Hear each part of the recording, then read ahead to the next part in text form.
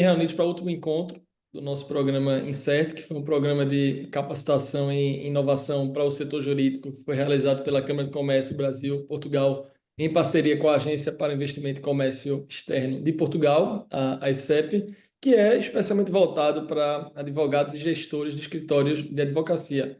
Em cada um dos encontros, a gente teve a participação de ilustres escritórios de cada um dos lados do Atlântico, de Brasil e de Portugal, e que, como a Dani bem falou, não foram escritórios selecionados ao léu, mas na verdade foi uma seleção que foram feitas a partir de rankings que listavam escritórios baseados em inovação e que, por conta disso, dá para imaginar que a gente contou com um verdadeiro Dream Team, que teve com a gente nos encontros anteriores e que está com a gente aqui hoje.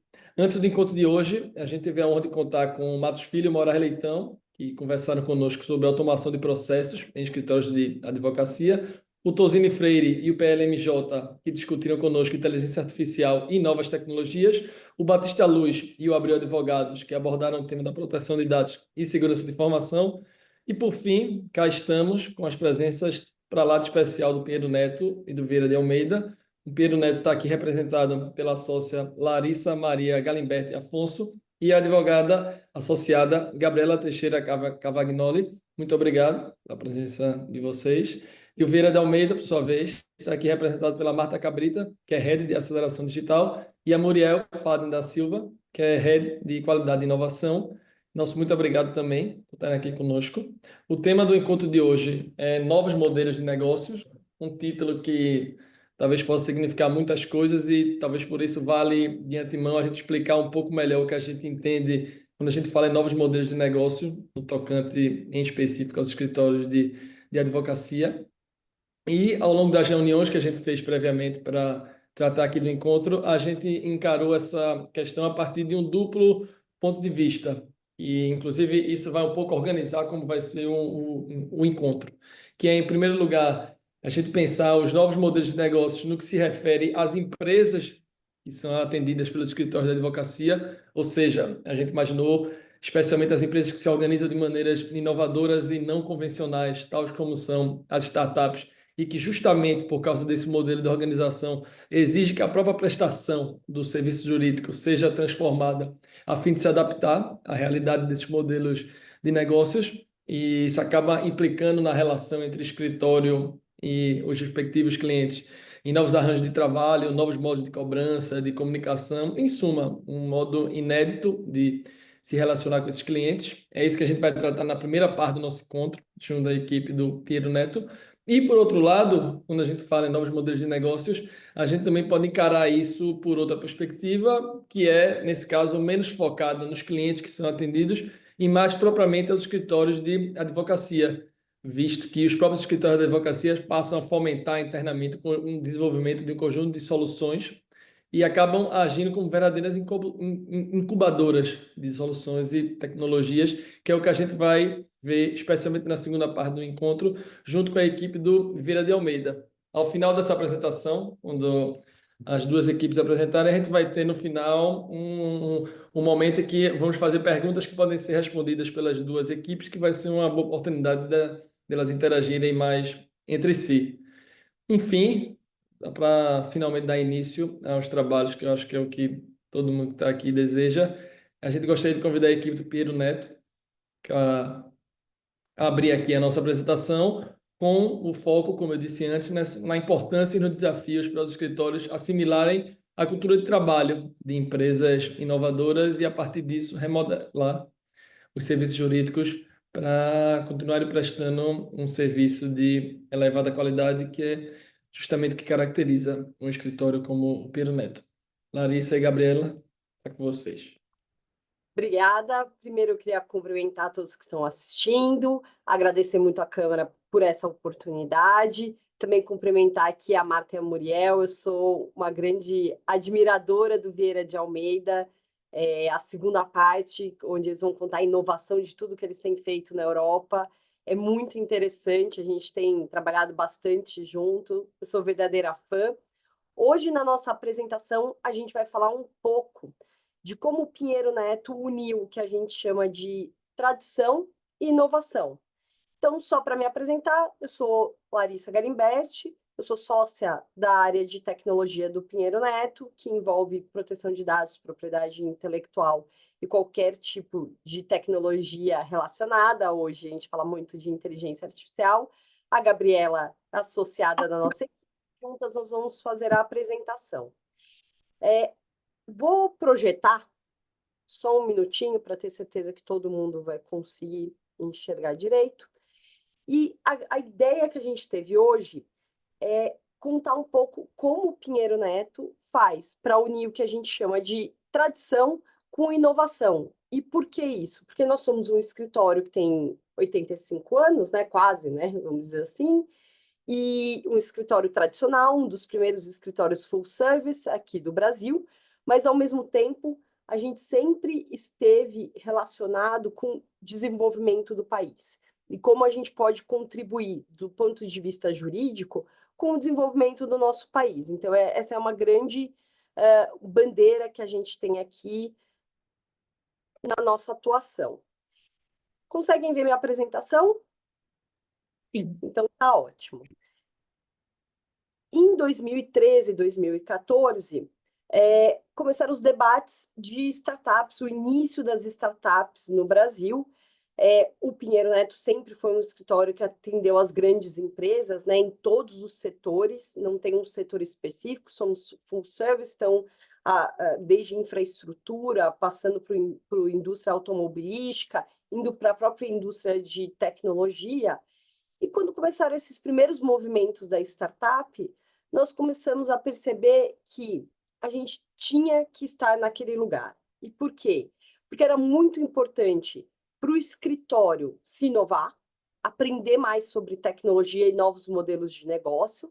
Ao mesmo tempo, era uma forma da gente contribuir com o país, do ponto de vista de trazer mais desenvolvimento tecnológico, novos modelos de negócio para o país, fomentar essa discussão. E, em relação às empresas e startups, era uma forma de trazê-las para perto dos associados, dos sócios, porque eles nos trazem muito conhecimento. Então, a gente fala aqui que era um ganha-ganha.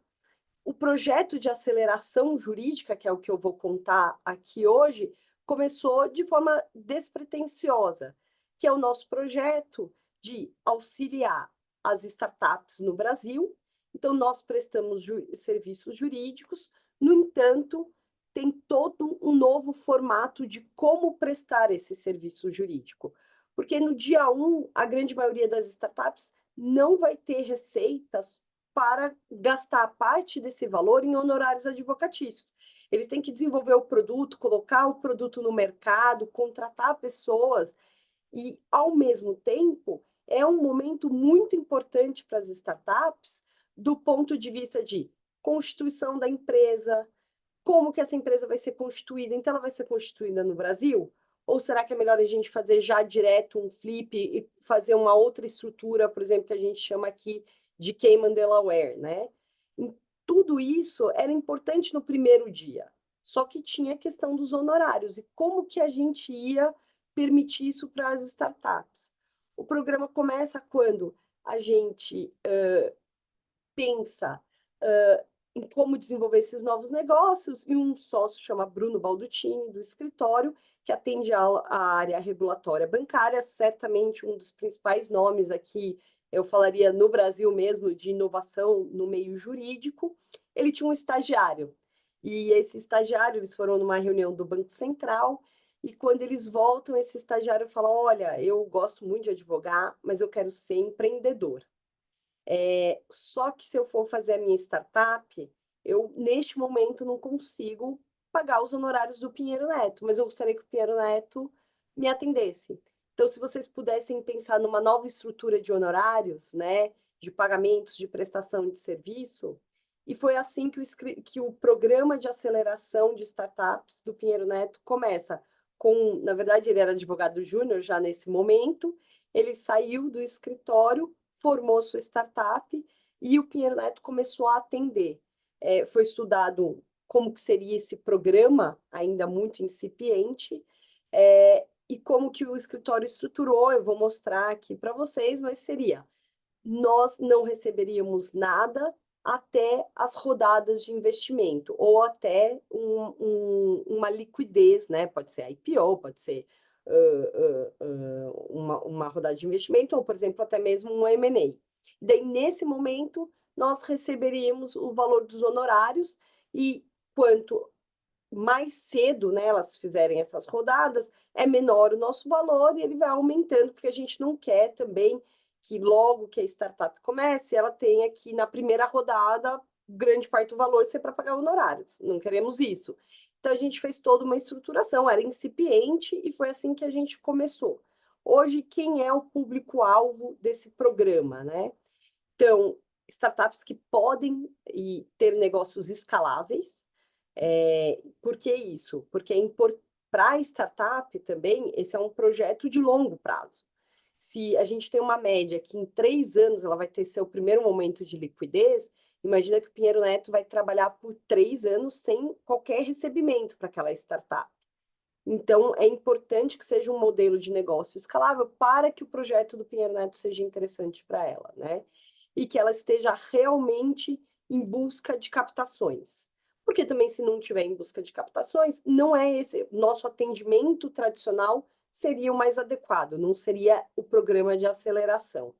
E, em geral, como foi atraindo as startups aqui, principalmente eram startups que precisavam ou de assistência regulatória. E por que isso? Porque um escritório full service, ele consegue atender do ponto de vista regulatório nas mais diversas áreas. Então, nós temos o setor bancário e de pagamentos, nós temos o setor de saúde, agora, né, até proteção de dados, que virou regulado, agro.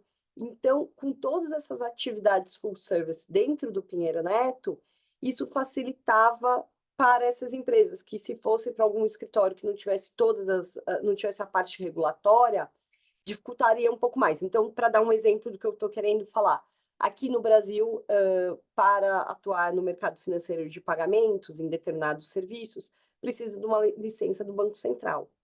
Então, esse foi um dos grandes atrativos do Pinheiro Neto. Então, como obter essas licenças no Banco Central para as startups. E com isso, a gente foi expandindo o tipo de startup que a gente atendia. A maioria é do mercado financeiro de pagamentos, mas com o tempo a gente foi expandindo. E eu vou mostrar um pouco para vocês. Hoje, o que nós temos dentro desse programa? Tanto empresas, startups de meios de pagamento, de crédito, de seguros. Eu vou parar aqui para contar que, principalmente em meios de pagamento, crédito e seguros, houve um grande desenvolvimento tecnológico e de modelos de negócio nessa relação do Pinheiro Neto com as startups. Porque conforme nós recebíamos as startups, a gente acabava ajudando e auxiliando a desenvolver o próprio modelo de negócio, porque às vezes o modelo que eles queriam fazer não se adaptava à legislação brasileira, não podia ser feito de acordo com a legislação brasileira. Então, se de um lado a gente auxiliava a colocar aquele modelo de negócio dentro do arcabouço jurídico brasileiro, de outro eram modelos muito inovadores e também era interessante que o nosso regulador começasse a pensar sobre esses modelos inovadores e fazer novas regulações, alterar as regulações. Então, um exemplo interessante que a gente tem no Brasil, para conceder crédito, sempre foi uma licença, vamos dizer assim, bastante robusta. Quando as primeiras fintechs começaram a vir no Brasil, nós explicamos que não poderia conceder crédito sem uma licença do Banco Central. E com isso, ficava muito difícil, porque o patamar de compliance para conseguir essa licença era muito alto para uma startup. E depois de muitas startups conversarem com o Banco Central, mostrarem produtos que poderiam gerar maior democratização do mercado de crédito no Brasil, o Banco Central começou a editar regulações para obter uma licença que a gente chama de licença light. Então, foi aí que começa a surgir o que a gente fala de fintechs de crédito no Brasil. O padrão de compliance ele era mais light, e tinha uma maior restrição, claro, da quantidade de transações que essas empresas poderiam ter. Mas com isso, ampliou muito no Brasil ampliou todo o ambiente das fintechs de crédito.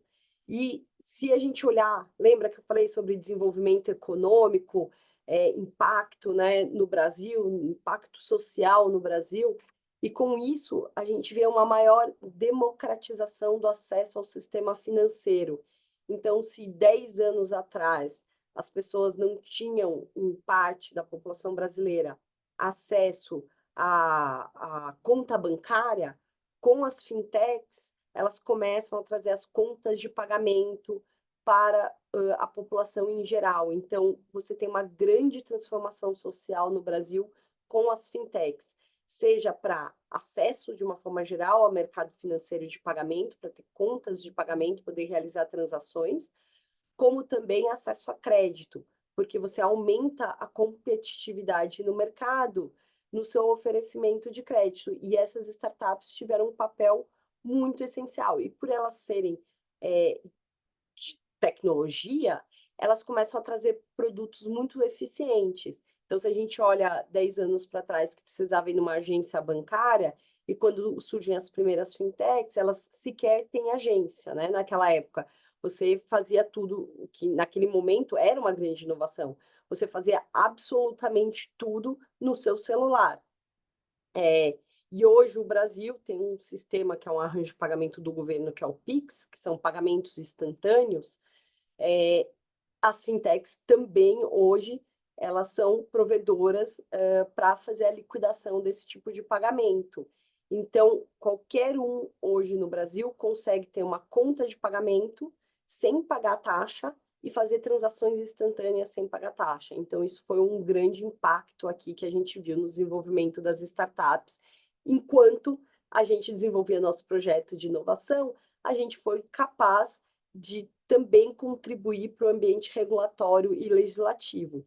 E a mesma coisa quando a gente fala de seguros, porque começamos a atender as primeiras startups de seguro, e assim como no mercado financeiro, a gente precisava desenvolver um mercado, talvez de uma licença mais light aqui.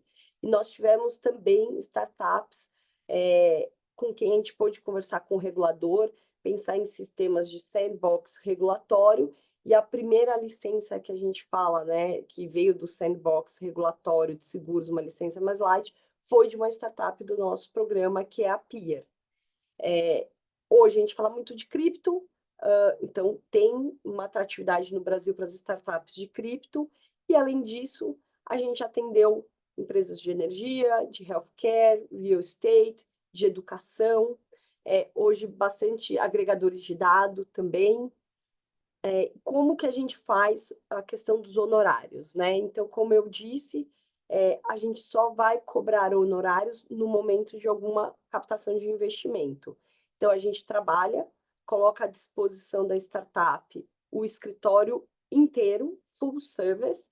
Então, por isso que não é só o mercado regulado, mas quando a startup quer efetivamente acelerar o seu modelo de negócio de forma muito efetiva, o programa é interessante, porque ela chega no escritório, ela vai ter um atendimento, por exemplo, do departamento societário, onde a gente vai pensar em toda a estrutura societária, acordo de acionistas, se tiver algum problema no cap table, vai solucionar para que ela seja uma empresa que fique pronta do ponto de vista societário para receber investimentos.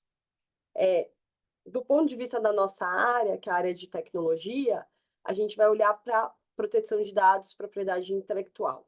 Então, tem os registros de marca, tem patente no seu negócio, a gente vai auxiliar nesses pontos. Tem proteção do software, tem assinatura dos contratos com os empregados que estão em desenvolvimento do software ou com terceiros. Às vezes, as startups chegam aqui no escritório e já contrataram diversos desenvolvedores e não tem os contratos, não tem as cláusulas, né, para fazer a transferência dos direitos de propriedade intelectual. Então, a gente auxilia em toda essa frente de propriedade intelectual. Se a empresa tiver dados pessoais envolvidos, a gente auxilia nas políticas internas, política de privacidade, todo o compliance de acordo com a Lei Geral de Proteção de Dados no Brasil. E agora, também inteligência artificial. as empresas que são de inteligência artificial, a gente auxilia no desenvolvimento desse modelo de negócio. Muito embora o Brasil não tenha uma legislação, nesta semana foi aprovado no Senado um projeto de lei, então, de inteligência artificial, que vai para a Câmara dos Deputados. Então, a gente também olha como elas já podem ir se adaptando para ficar em compliance com uma possível legislação. A equipe trabalhista vai auxiliar tanto na redação dos contratos de trabalho, quanto também, por exemplo, em stock options. A equipe tributária vai analisar como que essa empresa está recolhendo seus tributos, para garantir maior eficiência, e também olha para os planos de stock option. E aí, a depender de onde aquela empresa está no mercado, uma área ou outra pode atuar mais. Então, se for uma empresa que está no setor financeiro, o time bancário e de meios de pagamento vai auxiliar. Cripto, esse time também vai auxiliar essa empresa. Agora, se ela estiver especificamente no mercado de saúde, é o nosso time de life science. Então, eventualmente podem ter outras discussões e ela vai ter o escritório inteiro aqui. Então, ela quer participar de uma licitação. A gente tem um time para isso aqui. A única coisa que não entra nesse projeto são os litígios, porque a gente não sabe a quantidade, o que pode acontecer, mas em geral essas startups não têm litígios, né?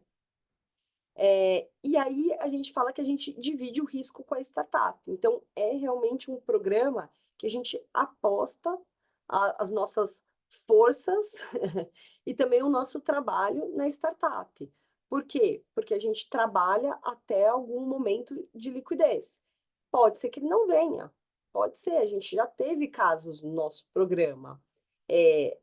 A gente se orgulha muito de falar que é um programa de muito sucesso, e eu vou mostrar aqui os números, né? Tivemos uma média de sucesso muito grande nas empresas para captação, mas a gente assume o risco junto.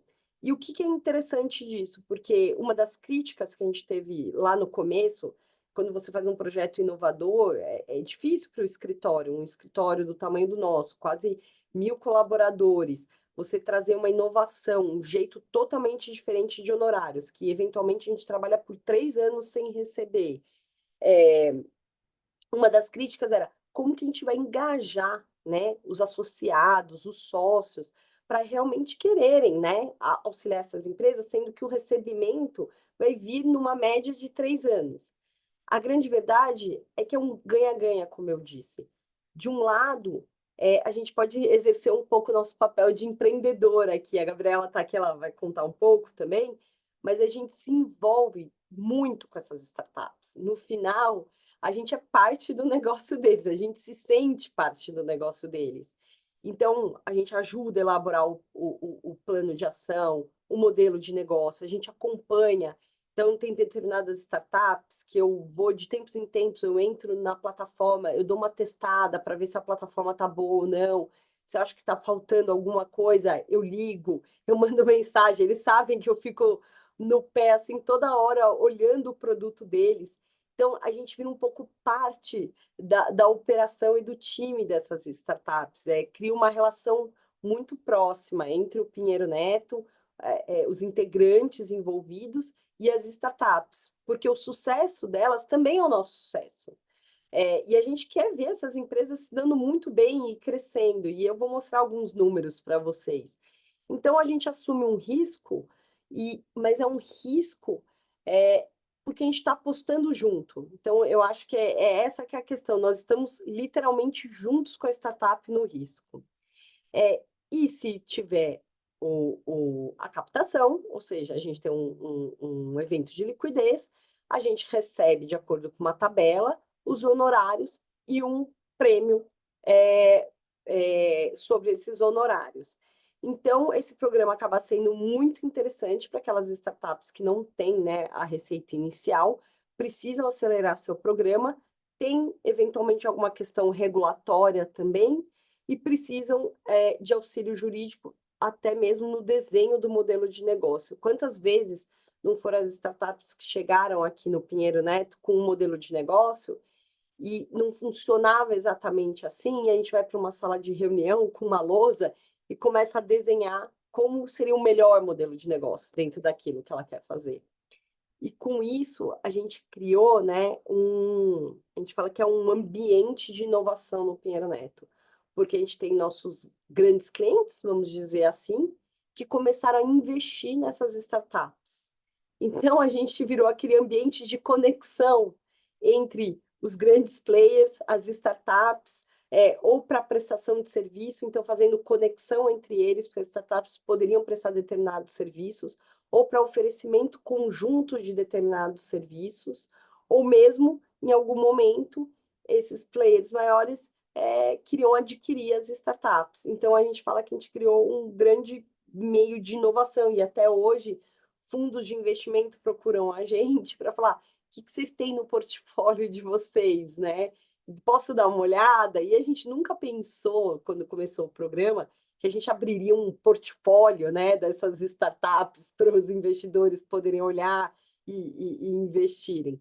Mas isso foi acontecendo. Eu acho que quando a startup está acompanhada do Pinheiro Neto, uma vantagem para ela, além de ter, né, o que a gente fala que é o escritório um one-stop shop aqui, mas também ter a credibilidade, né? Então, quem vai investir sabe que o Pinheiro Neto estava envolvido, que a gente olhou para todos os lados daquela startup. Coisas que a gente tem que considerar, né? Aspectos aqui. O prazo, então, de quanto tempo a gente está falando de desenvolvimento desse modelo de negócio, né? Em que momento aquela startup está? A gente pega startups realmente no momento muito inicial aqui, que às vezes elas nem constituíram a pessoa jurídica ainda, né? Não tem os documentos societários. Qual que é o escopo, né? A gente precisa entender que o escopo faz sentido. Depois, como que a gente vai estabelecer essa tabela? E, na maioria dos casos, a gente começou a perceber que tinha que cobrar um retainer inicial. Por que o retainer inicial? Ele não vai pagar nossos honorários, mas é uma palavra de comprometimento. Inicialmente, a gente não cobrava o retainer, mas a gente percebeu que também, de um lado da startup, ela precisava pagar alguma coisa naquele início para mostrar que ela estava comprometida, né? Porque senão chega aqui, o Pedro Neto vai ajudar, mas eventualmente aquele fundador está com outros empregos, não começa, ou com outros projetos, começa a não ter o compromisso com a gente. Então a gente pede um retainer também. Então, tudo isso foi sendo desenvolvido. Aqui são as áreas que a gente começou a auxiliar, né? Então, em todos esses aspectos que eu já contei para vocês. E como que funciona a jornada, né? E tudo isso foi sendo desenhado, ainda é um projeto em constante aprimoramento. A jornada foi sendo construída. Primeiramente, a gente faz uma conversa com os sócios, que são os principais sócios que trabalham com essas startups. E por quê? Como a gente falou, elas são de tecnologia, então, em geral, nós já sabemos mais ou menos as principais áreas do escritório que vão ter que auxiliar naquele momento inicial. Então, área bancária, meio de pagamento, área de tecnologia, área trabalhista. Então, a gente faz uma primeira reunião que é para conhecer. A gente quer conhecer os fundadores, a gente quer conhecer quais são os propósitos, qual foi a jornada daquele fundador até aquele momento, se ele tem um plano desenhado, se realmente isso é um projeto da vida dele, e depois a gente analisa o pitch desk. Hoje a gente tem a Cristina, que é a nossa coordenadora de todo esse projeto, então hoje ela que é responsável por coordenar o projeto e dar andamento, né, nessa jornada. Depois a gente tem uma segunda conversa e passa isso para um comitê do escritório para apreciação e para aprovação. Então, esse comitê vai pedir alguns dados cadastrais, vai fazer uma mini due diligence, vamos dizer assim, na startup ou nos fundadores, para que a gente possa continuar. Depois a gente alinha qual é o escopo, porque tem startup que vai vir aqui e vai falar: o escopo é só eu conseguir a licença do Banco Central. Preciso que vocês me ajudem a colocar meu modelo de negócio de pé. Então, a gente vai entender quais áreas do escritório vão ter que ser envolvidas naquele projeto. E aí vai variar. de startup para startup, que é o que eu contei para vocês. Então, tem startups que, por precisarem de licença regulatória, talvez demorem mais, né? Porque uma licença pode demorar mais de 6 meses para ser concedida.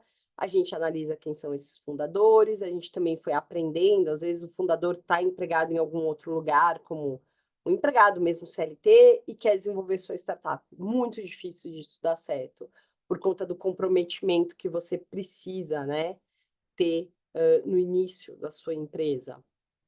E esses são os nossos números, que a gente tem bastante orgulho aqui. Então, a gente teve 63 startups aceleradas. Tem gente que brinca e fala, o Nubank foi a primeira, né? Que é o banco que nasceu aqui dentro do Pinheiro Neto. Não foi, a gente ainda não tinha o programa. A gente brinca e fala, quase foi. Mas a gente ainda não tinha estruturado. Mas tem vários outros bancos, instituições de pagamento que foram. Eu vou mostrar um pouquinho para vocês. Dessas, a gente tem 27 que hoje estão, né? 320 projetos avaliados, 56 mil horas de trabalho e mais de 360 advogados. Ou seja, se a gente pensar, quase o escritório inteiro envolvido nesse projeto. E aqui são as nossas pioneiras que acreditaram na gente, a gente também acreditou neles. A Caju é uma plataforma de benefícios, ela trouxe um produto muito inovador no mercado de benefícios, e tem até uma associada do meu grupo que começou a atender a Caju e hoje ela está na Caju. Então também acontece isso, eles levam também os nossos integrantes, por isso que eu falo, acaba formando um grande grupo, assim, de relacionamento, assim, de querer fazer aquilo ter sucesso. A Linker é da Ingrid, que também foi a presidente lá representando as startups no G20, e ela teve um momento, ela vendeu também a Linker, a Pier, que foi a primeira seguradora, que a gente fala de seguradora digital, que esteve no sandbox do regulador, e a gente conseguiu essa licença light. A SpinPay, ela foi vendida para o Nubank depois, então a gente também tem um orgulho dessas conexões que a gente consegue fazer, que é de um lado um banco, cliente do escritório, que também nasceu aqui dentro do escritório, na hora que ele compra, né, uma das startups do nosso programa de aceleração. A Rebel, certamente uma das primeiras do programa. Eu, particularmente, acho que foi a primeira que eu trabalhei. A gente pensou em todo o modelo de negócio deles, e ela é considerada uma das mais inovadoras que tem até hoje. Entre outros, a gente teve a Biva, que vocês estão vendo aqui, ela é a que era do advogado júnior do escritório, foi onde tudo começou, foi com a Biva. Neon também foi uma startup aqui do nosso programa, e acho que tem um fato para ver como a gente se envolve de verdade, quando eles tiveram o Series A deles, foi, acho que até hoje, foi o maior Series A no Brasil. Então, pode imaginar a felicidade dos fundadores quando isso aconteceu. Só que o modelo de negócio deles tinha um link, né? Vou chamar assim para não entrar no modelo de negócio, com um banco. E eles licenciaram a marca deles, né, Neon, para esse banco. Só que esse banco entrou em liquidação, não tinha nada a ver com a atividade deles. Então, no dia seguinte do Series A, tem a polícia na frente da empresa por conta do banco, que não tinha nenhuma relação com eles. E o time de bancário aqui se colocou totalmente à disposição, ficou sábado, domingo, varando noite aqui para demonstrar que eram operações diferentes e para conectar o modelo de negócio deles em outro banco aqui no Brasil. Então, essa é a grande vantagem, né? Até os fundadores estavam aqui algumas semanas atrás, porque o nosso programa fez 10 anos, e eles falaram, essa foi a grande vantagem, porque eu saí de um dia que eu fui dormir feliz, porque eu tive a maior rodada de investimento, e caí no dia seguinte com um problema que não era meu, e eu tinha que explicar para o Banco Central que eu não estava envolvido, eu tinha que explicar para as autoridades no Brasil. Então, ter o Pinheiro Neto naquele momento foi importante. E aí a gente tem todas as operações de destaque. Vou contar essa que está aqui do Bradesco, da Exato Digital. A Exato Digital é uma startup do nosso programa que tem um produto de dados, né, principalmente para hoje no mercado financeiro de pagamentos, é obrigado a fazer background check, né, o Know Client, PLD, então eles têm um produto muito bom para isso, e o Bradesco investiu neles. E aí também é interessante, a gente não atua para o Bradesco, mas tanto o Bradesco quanto a Exato são nossos clientes. Então, de novo, nessa ideia de como a gente vê hoje os grandes players utilizando o serviço, porque o Bradesco conheceu eles porque utilizava os serviços e acabou investindo na Exato Digital. Aqui, outro caso que a gente pode contar, que foi a fusão da Rebel com a Geru. Então, eles criaram a OpenCo, que realmente ficou uma empresa enorme, e eram duas startups. E assim vai indo. Então, o nosso programa realmente fomentou não só que a empresa pudesse colocar o seu modelo de negócio, mas depois parcerias, investimentos, até serem compradas por essas empresas. Hoje, quem está no portfólio, né? A gente tem, vou citar algumas delas, né? A Palenca, por exemplo, ela foi considerada também uma das maiores empresas inovadoras da América Latina, e ela faz uma conexão para a concessão de crédito para validar dados de emprego de renda, né, de trabalhadores. Então, ela se conecta com as fintechs. Então, veja, ela não é uma fintech, mas ela se conecta com as fintechs para dar um produto acessório para que aquelas fintechs possam fornecer crédito com maiores informações, né, dos usuários. AgroToken, que é uma empresa que começa aqui no escritório, que começa aqui no escritório no mercado que a gente fala de agronegócio e blockchain. A gente começou a atrair bastante, a gente percebeu que essa tecnologia a gente também deveria auxiliar, né, no mercado agro no Brasil. E a gente, enfim, ainda tem várias no nosso programa, tem de IA, tem de educação, então tem aqui algumas. Essa última que é a Chance, só para mostrar como isso é variado, é uma Sport Tech, porque ela tem uma tecnologia, né, uma plataforma para auxiliar os atletas de base a serem vistos, né, pelos grandes clubes, pelas universidades. Então, ela conecta esses atletas de base com os clubes e os agentes. E através de tecnologia, através de inteligência artificial. Então, super interessante o produto deles também. E com isso, aquela nossa ideia, que era sempre trazer para o Pinheiro Neto inovação, né, dentro de uma estrutura sólida, full service, a gente vai atingindo alguns prêmios, né? Então, reconhecimentos de que realmente, se antes a gente podia ter alguém alegar, um escritório muito tradicional, não consegue atender uma startup, não vai dar atenção, a gente conseguiu mostrar exatamente o oposto, né? Que a gente queria auxiliar o país na questão de inovação e desenvolvimento. Então a gente acaba sendo citado por eles mesmos e o programa sobrevive por indicação, né? Vem uma startup que indica mais umas 10 startups, e a gente gostaria de atender muito mais, é que realmente a gente não tem a estrutura para conseguir atender mais. E o que a gente aprendeu com isso, antes de eu passar a palavra para a Gabi aqui, o que a gente aprendeu com isso, né? Que você repensar o seu modelo de negócio de tempos em tempos, ele é muito importante. Você permitir que associados, né, essa ideia veio de um associado júnior do escritório.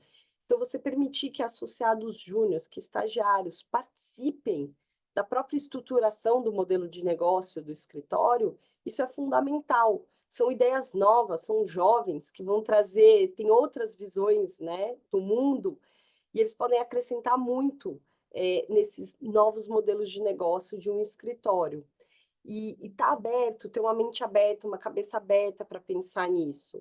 Então, hoje, a gente tem o nosso programa de inovação, certamente mais estruturado do que ele era há 10 anos atrás. Os nossos associados, né, os advogados aqui do Pinheiro Neto, nossos integrantes, são totalmente engajados. Eu e a Gabriela, a gente eu estava vendo a lista, praticamente todas aquelas a gente trabalha, a gente auxilia, e isso faz também com que a gente tenha retenção.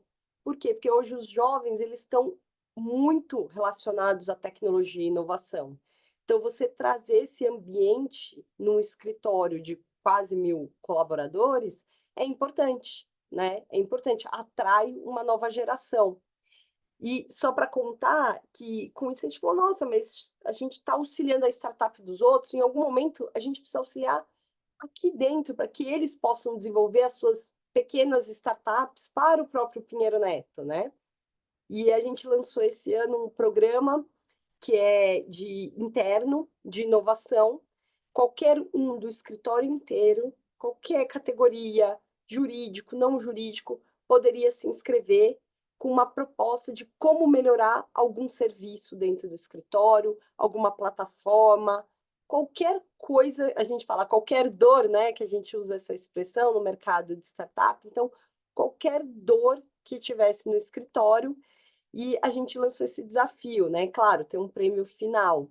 E foi impressionante a adesão para esse programa de inovação interno que a gente teve dos integrantes do escritório, que desenharam seus projetos, fizeram um pitch para apresentar, igual qualquer startup, tem um comitê para julgar, é muito sério.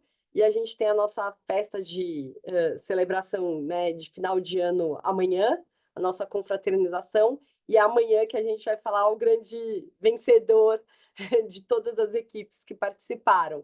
Mas, independentemente do vencedor, ver o que os jovens podem fazer de alteração dentro do escritório, pensar nessas novas soluções para dentro, né? Porque o que eu falei até agora foi soluções para fora, claro, impactavam na nossa prestação de serviço, mas em termos de desenvolvimento e inovação era para fora do escritório.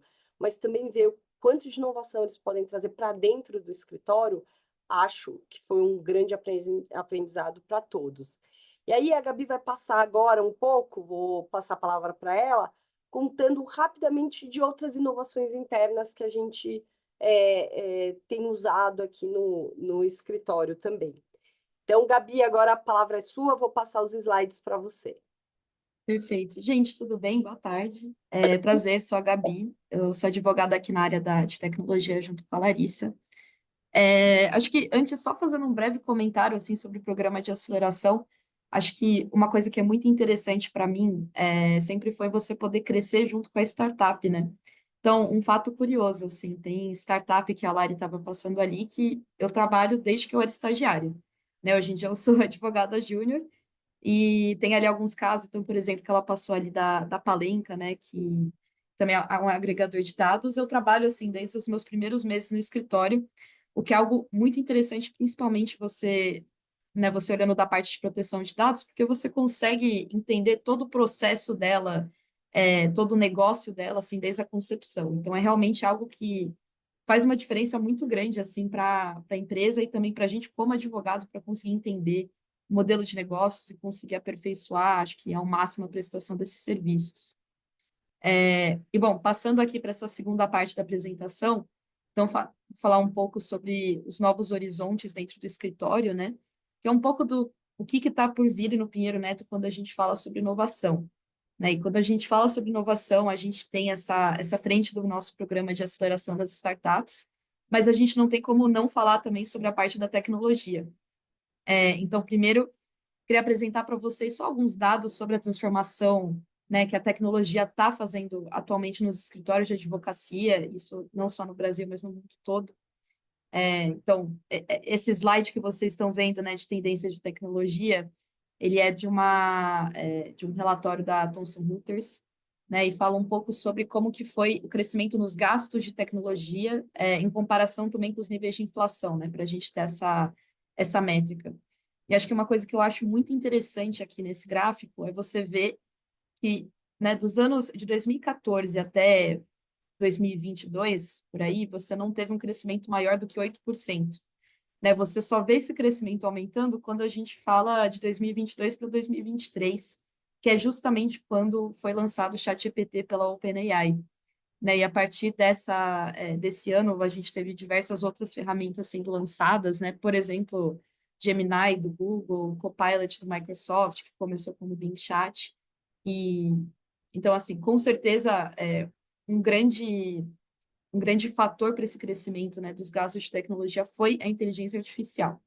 Então, esse vai ser um pouco do nosso foco nessa parte da apresentação.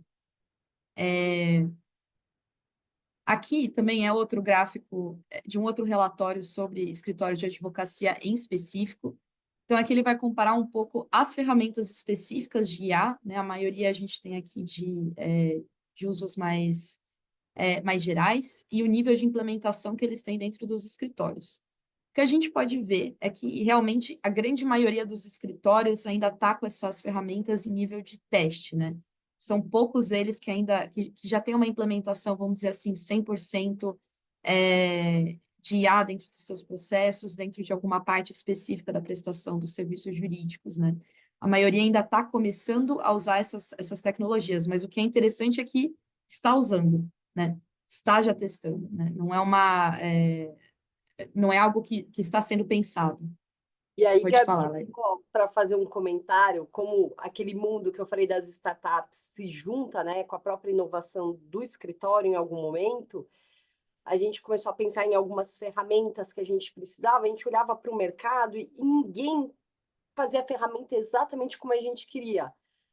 Nisso a gente tem uma startup, fundadores que foram de 3 startups já, né? Então eles já tiveram 3 startups no nosso programa de aceleração e agora eles estão desenvolvendo ferramentas de IA. E na hora a gente falou, a ferramenta dele agora vai ser, pode ser uma das ferramentas que a gente implemente na nossa atividade. Então a gente chamou essa startup e falou, hoje a conversa é diferente. Não é para ajudar vocês a desenvolver seu modelo de negócio, mas é para a gente mostrar uma dor que a gente está tendo aqui e como vocês podem prestar o serviço para a gente. Então você começa a ver esses mundos se encontrando, né? E agora o próprio escritório consumindo os serviços das startups. Sim, e com certeza, né? Esse terceiro gráfico, ele é muito ligado também com o anterior, né? Então, ele vai falar um pouco sobre a comparação dos top 100 maiores escritórios do mundo com o nível de uso da inteligência artificial. E, de novo, o que você tem de conclusão, né, analisando esses dois gráficos, é que todos eles estão usando, né, em algum nível, mesmo que seja baixo, essas ferramentas elas estão em uso, elas vão ser uma parte significativa do trabalho dos escritórios, não só dos escritórios de advocacia, né, mas focando aqui nessa conversa nessa frente, e que realmente assim quem não usar vai ficar para trás, né? E de novo, isso não só dentro dos escritórios de advocacia, mas no mundo como um todo, né? Inteligência artificial é uma tendência e é algo que veio para ficar. Então, é uma questão de você se adaptar agora. E quando a gente fala, né, sobre a, a inteligência artificial, especificamente dentro do Pinheiro Neto, a gente tem algumas ferramentas que já estão sendo usadas, né? Então, o Pinheiro Neto, ele está basicamente em fases tanto de teste, né? Então, a gente tem algumas ferramentas que ainda são restritas a grupos específicos, pessoas que se voluntariaram para testar, para reportar sobre essas ferramentas, quanto com outras que, assim, a gente já está conseguindo ter um uso, eu vou falar um pouco mais cotidiano, mas também, claramente, não no seu 100%, né? A gente tem aqui, basicamente, uma divisão de 4 grandes grupos de ferramentas de inteligência artificial, né? Primeiro que a gente chama de soluções horizontais, né? Soluções horizontais são aquelas ferramentas de IA que a gente fala que são de uso geral, são ferramentas públicas, são ferramentas que são, na grande maioria das vezes, grátis. Apesar de elas serem muito úteis para várias áreas, para várias atividades do escritório, são as também que requerem maior cautela, né? Tanto aqui dentro quanto para qualquer outro lugar que está fazendo uso dessas ferramentas. Principalmente por conta das informações que você insere, enfim, como você consegue evitar, né, que qualquer informação confidencial seja, por exemplo, inserida lá. Então, é uma ferramenta que ela é usada, mas ela não é usada tão abertamente, vamos dizer, quanto as outras, que são mais específicas para o mundo jurídico, que são que têm soluções melhores quando a gente fala sobre a questão de confidencialidade. E só para Quando a gente... essas ferramentas horizontais, algumas delas daí a gente contrata o business, né? Porque daí Isso. a gente tem toda a proteção de confidencialidade, de não ter nenhuma conexão com o público. Então, daí a gente testa e algumas delas já estão contratadas, mas dentro do pacote business. Exatamente. Então, por exemplo, quando a gente fala sobre o Copilot, né, que é a ferramenta da Microsoft, é uma ferramenta que a gente começou a testar agora no começo desse ano, no formato business. Então, ela além de ser uma ferramenta online, né, que você consegue acessar pelo Bing, ou quando você abre o Microsoft Edge, ela também é uma ferramenta que já, hoje em dia, está dentro do pacote Office, vamos dizer assim, dentro do escritório, que é muito interessante também quando a gente fala sobre... tem grandes cadeias de e-mail, enfim, eles conseguem ajudar a gente a organizar calendário, conseguem, em algumas reuniões internas também, organizar algumas anotações. Então, é uma ferramenta super interessante que também já está em teste e nesse modelo de business, né? Mesmo sendo uma solução horizontal. O segundo grande grupo que a gente tem aqui são as soluções do setor jurídico, que são soluções daí específicas, né, para o setor, né, do direito. Então, a gente tem aqui, por exemplo, a ferramenta Harvey, também está em teste aqui no escritório com um grupo de controle, assim. Apesar de elas serem ferramentas jurídicas, né, específicas da área, elas não são customizáveis, né, o que a gente chama de off-the-shelf, né? Então, eles têm essas soluções e você tem que usar do jeito que elas são. Então, ela tem essa pequena limitação quando a gente compara com esse terceiro grupo, que são os tradicionais de serviços jurídicos. São ferramentas que já são usadas, mas que também estão testando agora ferramentas de IA, e normalmente elas têm um grau de customização um pouco maior também.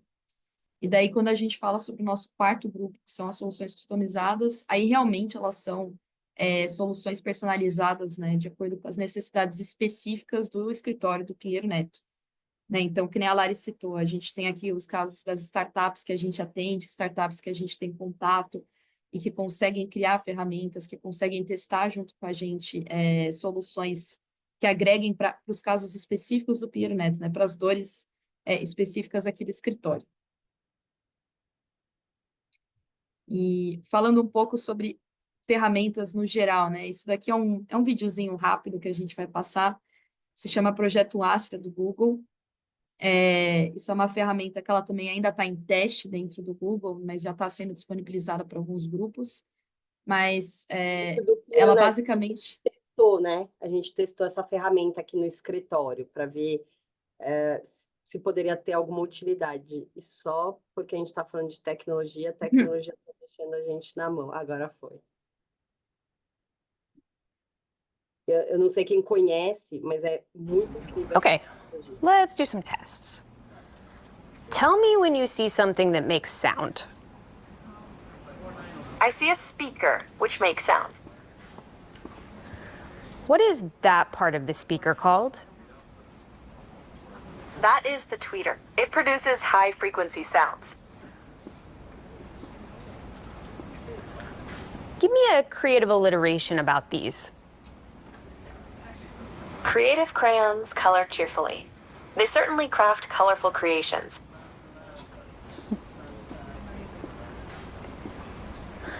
What does that part of the code do? This code defines encryption and decryption functions. It seems to use AES-CBC encryption to encode and decode data based on a key and an initialization vector, IV. That's right. What neighborhood do you think I'm in? This appears to be the King's Cross area of London. It is known for its railway station and transportation connections. Bom, eu vou parar aqui, mas era só para mostrar que, assim, realmente, quando a gente está olhando novas tecnologias no escritório, a gente tem visto de tudo mesmo, pensando em como a gente poderia implementar de alguma forma. Isso. E, né, uma que é também totalmente diferente, então, dessa proposta do Google, por exemplo, é o DeepL, que é uma ferramenta de tradução, mas ela é uma ferramenta mais, vamos dizer assim, precisa, porque ela olha o contexto também das traduções que ela vai fazer. Então, também é outra ferramenta que é testada aqui dentro do escritório e tem também um sucesso muito alto, né? A Inspira AI, que também é uma outra plataforma que a gente faz pesquisa de jurisprudência, né, com auxílio de ferramentas de inteligência artificial. Então, aqui, o que ele ajuda, né, basicamente, quando a gente fala sobre resumo de processos, consegue gerar relatórios de jurimetria, consegue analisar algumas questões dentro desses processos, então, fazer uma relação dos argumentos favoráveis ou não favoráveis, analisar resultados, eventuais chances de sucesso de algum caso, enfim, tudo que é relacionado a essas jurisprudências, né? A gente tem também o Lexter AI, que esse daqui é específico, né, para geração, análise, vamos dizer, de peças jurídicas, né? Então, não mais dentro do contexto jurídico, mas fora agora da parte de jurisprudência.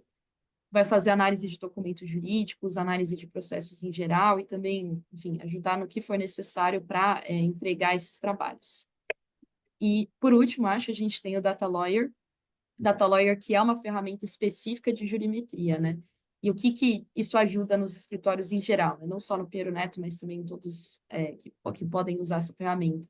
Ajuda na previsão de riscos dentro de processos, probabilidade de sucesso quando comparado a outros julgados, às vezes do mesmo juiz, às vezes do mesmo tribunal, enfim, com casos parecidos. Qual que é o comportamento desses tribunais, qual que é o comportamento dessas pessoas envolvidas no processo, o que isso afeta no resultado dele. Enfim, ele consegue fazer essa análise de dados de várias variáveis, vamos dizer assim, dos processos que às vezes uma pessoa simplesmente não é capaz, né? Então, acaba ajudando muito também nessa parte. Por isso que a IA é muito importante quando a gente fala aqui no mundo do direito. Quando a gente vai avaliar um portfólio dos litígios de um determinado cliente, essa é uma ferramenta bastante importante, porque a gente consegue ver, por exemplo, por estado do Brasil, aonde estão concentrados os processos daquele cliente, né? Porque, eventualmente, o cliente pode ter uma questão trabalhista, por exemplo, aqui, certamente, São Paulo, mas pode ser que seja uma região mais afastada e que o cliente não estava percebendo. A gente consegue perceber também aqui como que estão os casos. Perdeu mais, ganhou mais, fez mais acordo. Então, essa é uma ferramenta que a gente usa muito aqui no escritório para análise de portfólio e até apresentar isso para os clientes. Então, acho que concluindo aqui, né, Gabi, para quem estiver assistindo e pensando, né, como eu amplio negócios, como que eu vou atingir outros públicos dentro do negócio que eu já presto. Acho que uma das grandes lições que a gente teve é ouvir os mais novos dentro do escritório e o que eles podem trazer de novos modelos de negócio. Pensar um pouco fora da caixa, eu sempre fiz aquilo, mas será que agora eu não poderia fazer alguma coisa diferente? Fosse atrativa? Mas ter um grande propósito nisso, né? E eu acho que só funcionou essa jornada do Pinheiro Neto porque a gente tinha um grande propósito no final da linha, que era desenvolver dentro da área jurídica empresas que pudessem ter um impacto econômico e social no país. Então, a gente sempre teve esse norte aqui, e acho que isso foi atingido mesmo, assim, quando a gente olha de anos para cá, o quanto essas startups revolucionaram a economia no Brasil, o mercado financeiro, o mercado de pagamentos, o mercado de saúde, o mercado de educação. Eu fico à disposição, deixei aqui meus contatos e agora eu vou passar a palavra, porque sei que a gente tem a apresentação, como eu disse, do Vieira de Almeida, que tem projetos incríveis de inovação. Obrigado, Larissa. Obrigado, Gabriela. Eu acho que vi há muito pouco tempo, talvez nessa semana, inclusive a notícia de que o programa tinha completado 10 anos, não foi? Teve um evento com o Bruno, etc. Foi Então, isso, a gente levou os primeiros fundadores das startups que a gente trabalhou e fez um talk show com o Bruno. Foi muito divertido, porque os fundadores foram contando os desafios, né? A gente fala os perrengues, os desafios lá do início das primeiras startups e o quanto essa junção, né? Essa conexão do escritório, do Bruno, né? E com as startups foi muito importante. ótimo. Aproveito para parabenizar não só pela apresentação, pelos 10 anos do programa, que tenha muito mais anos pela frente e que a economia brasileira possa evoluir junto. Agora, dando continuidade, eu vou passar a palavra para Marta e para Muriel, que junto a elas a gente vai adentrar na segunda parte do nosso encontro, em que a gente vai tratar os escritórios de advocacia como incubadores de soluções inovadoras. A gente vai ver um conjunto de experiências que o Vieira de Almeida desenvolveu internamente a partir de um conjunto de dinâmicas, de projetos, de programas, a partir do qual eles conseguiram fornecer um conjunto de soluções. Muriel e Marta, está com vocês. Obrigada, Rodrigo. Boa tarde a todos. O meu nome é Marta Cabrita, eu sou a coordenadora responsável pela área da seleção digital na Vieira da Almeida. Primeiro que tudo, obrigada, Rodrigo, e obrigada, Daniela, pelo convite da Câmara Comercial, do Comércio do Brasil de Portugal. Obrigada, Larissa e Gabriela, e especialmente à Pinheiro Neto, por participarem connosco nesta sessão.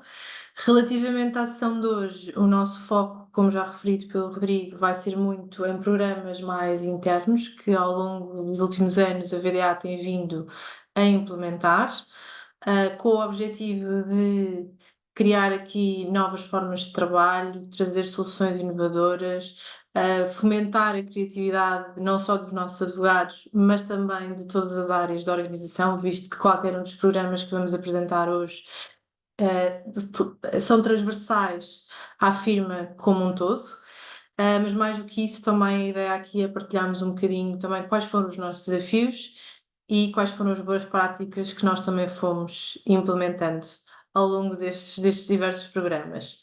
Eu vou então partilhar, portanto peço só que depois confirmem se conseguem ver, por favor. Estamos vendo. Perfeito.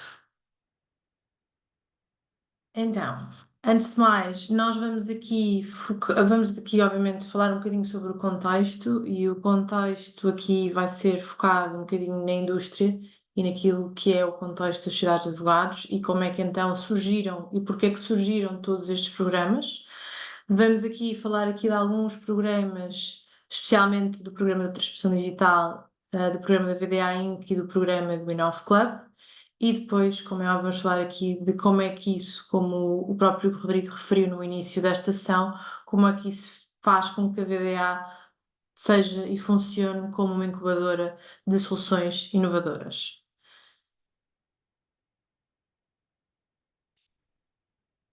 Tecnologia a não ajudar, como a Larissa referia.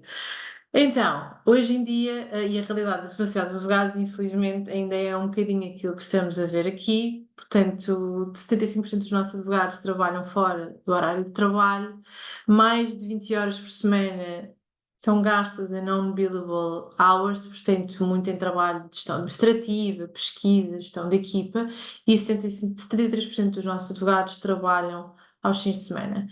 O que significa que 77% estão presos neste catch-up life cycle. E isto leva-nos para além deste ciclo em que nós vivemos e em que os nossos advogados vivem.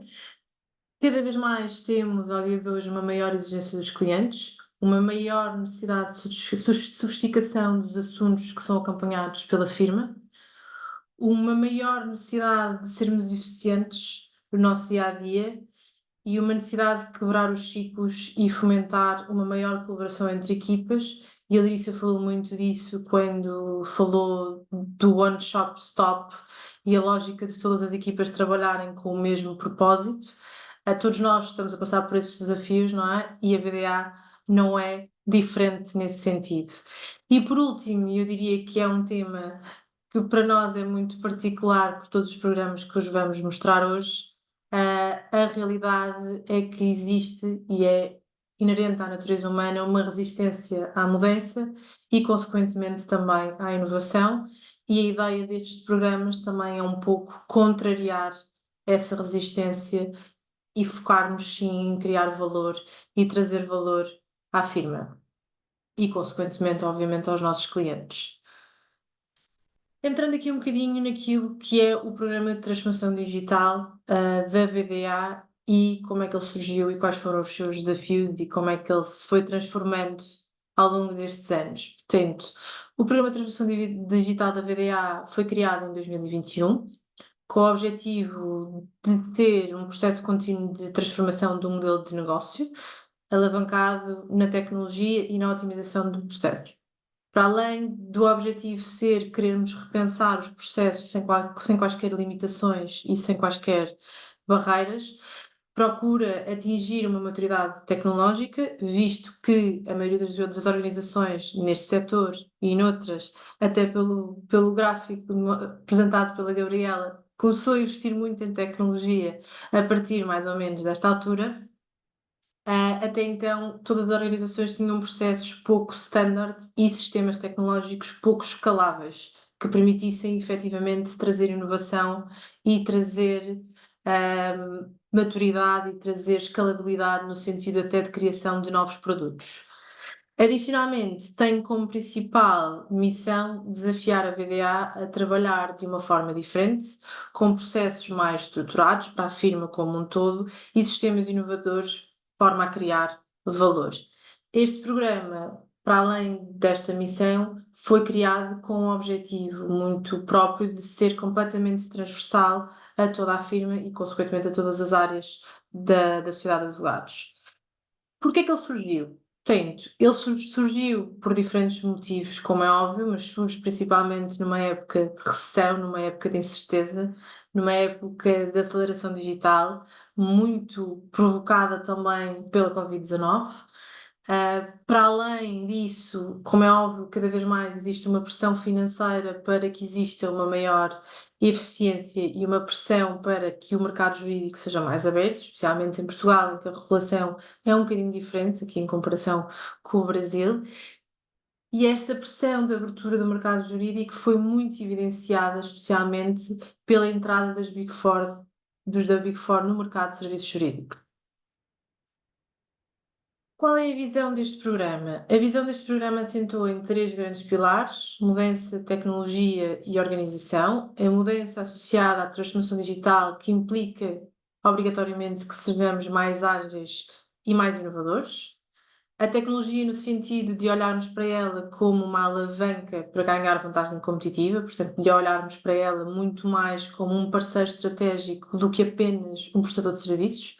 E, portanto, há aqui um shift no mindset que deve ser implementado numa sociedade de advogados para que este entendimento assim o seja. E a organização de forma a ser vista como parte de um ecossistema que seja muito mais dinâmico e centrado numa inovação colaborativa. Qual foi o âmbito e como é que tudo isto começou? Ele começou, e o âmbito deste programa foi dividido em 3 grandes fases. A primeira fase muito focada numa ótica interna, portanto, na otimização dos nossos processos internos, sejam das nossas áreas de suporte, sejam das nossas áreas de produção, e aqui podemos estar a falar de processos mais de um departamento financeiro, como podemos estar a falar, como é óbvio, mais de processos jurídicos de produção documental, por exemplo. A segunda fase foca-se na transformação do próprio modelo de negócio, alavancada aqui por aquilo também que a Gabriela foi partilhando aqui um pouco, pela utilização da inteligência artificial. E por último, uma terceira fase, centrada no desenvolvimento de novos produtos e na monetização do conhecimento. Na nossa perspectiva, apesar da divisão deste programa em 3 grandes fases, que parece dissociadas até no tempo, as mesmas, até porque a tecnologia está sempre a evoluir, os nossos processos estão sempre em constante mudança, devem estar, e portanto estas fases, independentemente de termos iniciado pela fase 1 este programa, devem estar constantemente a ser revisitadas para trazermos constantemente inovação e eficiência e automação a tudo o que é o nosso dia-a-dia, de forma que os advogados tenham tempo para criar valor e fazer tarefas que criem mais valor para os nossos clientes. Qual foi a metodologia? A estratégia que adotámos quando começámos a implementação deste programa baseou-se muito em garantir o envolvimento e a disponibilidade dos diferentes intervenientes, tanto internos como externos, porque, como é óbvio, tivemos consultores e vários prestadores de serviços tecnológicos a trabalhar connosco ao longo desta longa caminhada, da qual a Muriel, já agora referindo, também faz parte da equipa principal deste programa. E também foi baseada em garantir uma comunicação muito ativa do programa com toda a firma, de modo a assegurar que tínhamos o empowerment necessário para atingir os resultados esperados, não só numa ótica de transformação dos próprios processos, mas também numa ótica de mudança de comportamentos. Porque quando olhamos para aquilo que é um programa de transformação digital, às vezes as pessoas focam-se muito na transformação dos processos do dia a dia e na tecnologia que nós vamos implementar, mas o fator mais crítico num processo de transformação serão sempre as pessoas. Garantirmos todo este dinamismo e todo este envolvimento e todas estas dinâmicas todas ao longo do programa, utilizamos metodologias ágeis para que as diferentes fases do projeto corressem da melhor forma. Estes são alguns dos exemplos de metodologias que nós fomos usando ao longo dos vários projetos e que continuamos a utilizar. E eu irei dar aqui um bocadinho mais à frente alguns exemplos de como e quando é que as utilizamos. De forma a garantir e de modo a garantir a implementação correta da visão e da metodologia, olhámos um bocadinho para aquilo que podia ser a divisão de cada projeto e como é que nos poderíamos organizar e definimos um plano, de forma, como eu já tinha referido, e isto é muito importante, a assegurar o envolvimento de todas as equipas em todas as fases. Achámos que era muito importante garantir que em todas as fases pelas quais passávamos de qualquer projeto de transformação digital, o envolvimento de todos era sempre assegurado. E, portanto, falando aqui um bocadinho sobre as diferentes fases e como é que nós nos organizamos, na fase de ideação, utilizámos muito uma metodologia Design Thinking, de forma a desconstruir aquilo que era o as-is, e desafiar as pessoas a pensar o to be. Às vezes, trazendo algumas dessas metodologias, isso possibilita que as pessoas consigam sair do seu dia a dia e, portanto, um bocadinho daquele ramo em que estamos todos os dias, não é? E conseguir desconstruir um bocadinho e pensar um bocadinho fora da caixa e no que é que nós realmente precisamos e quais são as necessidades e quais são as soluções que podemos então implementar na firma. Na fase de depois acabamos por realizar, e estamos sempre a realizar fases de levantamento de requisitos, que nos levam depois a uma fase de prototipagem e de especificações, onde utilizamos aqui mais metodologias Agile e também foram aplicadas na fase de desenvolvimento de testes. Para nós, e porque isto é importante e porque, como eu referi, as pessoas são um fator crítico para qualquer um destes programas e projetos dentro desse programa tenham sucesso, este processo culmina sempre com uma fase de pré-lançamento, muito focada em formações e um acompanhamento muito próximo dos nossos utilizadores finais. Formações essas que são pensadas, seja muito focadas num âmbito mais comportamental e processual, de modo a perceberem quais são as mudanças nos processos e os ganhos que as pessoas vão ter ao cumprirem os processos corretamente, mas também, obviamente, com o âmbito tecnológico e de perceberem como é que o próprio fluxo do processo funciona dentro da aplicação que nós estamos a lançar. Portanto, quais foram os fatores críticos de sucesso que foram definidos logo à partida, quando nós pensámos e começámos a construir este programa, que já dura há quase 4 anos? Foi muito focado, como é óbvio, no envolvimento grande da liderança, numa ótica de responsabilização e numa ótica de empowerment. Em termos e fomentarmos uma cultura colaborativa, de forma a assegurar que uma implementação de processos estruturados e efetivamente otimizados, numa adoção digital, porque sem ela, como é óbvio, nós não conseguimos que os utilizadores utilizem as ferramentas de acordo com as boas práticas, muito focada também, e um dos fatores mais críticos para nós tem sido um foco muito grande na comunicação, uma comunicação incentivadora, uma comunicação envolvente, privilegiando muito a explicação sobre o racional do porquê é que estamos a mudar e porquê é que estamos a fazer este processo de transformação e, ao mesmo tempo, incentivando as pessoas a que adotem e que aceitem esta mudança e esta transformação.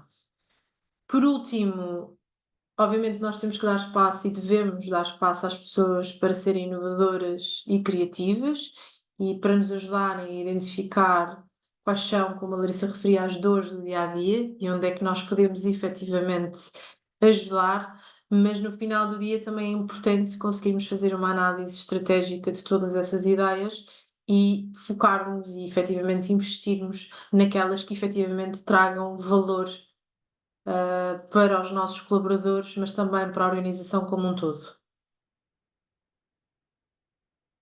Falando agora de desafios, porque até agora falámos de metodologias, falámos de planos, de coisas que foram definidas e que foram acontecendo e que nós fomos implementando ao longo destes quase 4 anos, mas como é óbvio, tivemos os nossos desafios ao longo deste tempo, desde uma resistência à mudança, à dificuldade de partilhar informação detalhada sobre os seus próprios, que as pessoas tinham sobre os seus próprios processos, que muitas vezes, infelizmente, leva a uma fraca qualidade de dados, existente também por essa falta de conhecimento e de cumprimento de processos, e que é muito natural de organizações que já existem há muitos anos, como a VDA, estamos quase a fazer 50 anos, que é muito natural, portanto, de organizações que estão cá há muitos anos e que ao longo desses anos não foram sofrendo tantas transformações, até porque a tecnologia também não foi evoluindo à velocidade que tem vindo a evoluir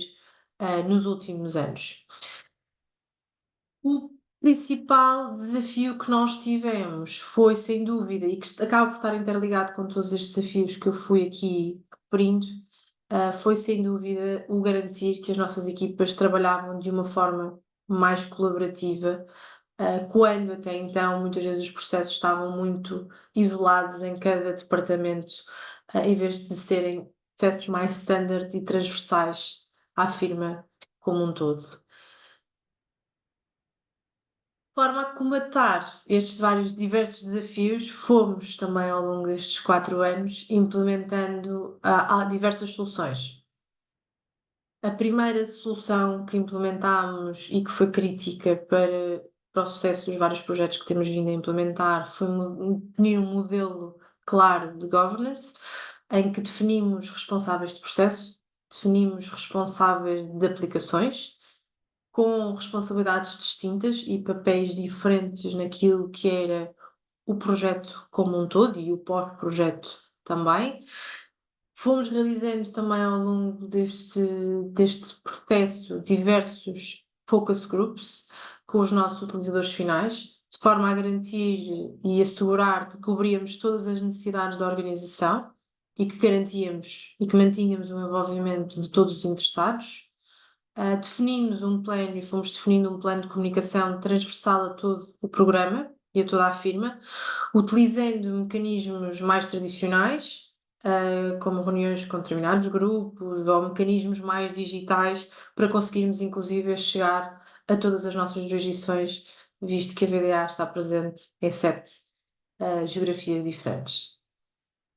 Por último, e não menos importante, porque no final do dia, e especialmente numa sociedade de advogados, as pessoas são o nosso ADN e são aquilo que nos permite ser aquilo que nós somos todos os dias, sentimos a necessidade de implementar um programa de gestão da mudança focado nas nossas pessoas e em facilitar e acompanhar a mudança dos seus comportamentos. Programa este que tem como objetivo principal identificar os desafios comportamentais que possam ter impacto na adoção dos novos sistemas e na adesão dos novos processos.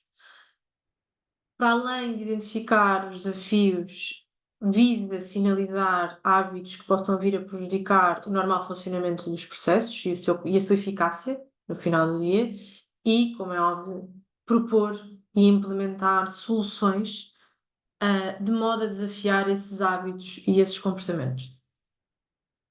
Este programa tem uma metodologia muito focada no comportamento e não apenas no resultado, de forma a promover uma cultura de cumprimento, reforço e, mais do que tudo, reconhecimento do comportamento individual. E, portanto, é completamente focado aqui em comportamentos em pessoas. Para assegurar esta metodologia, para além, obviamente, da realização de diversos diagnósticos que foram sendo feitos, foram implementadas e continuam a ser implementadas as soluções divididas em 3 grandes esferas.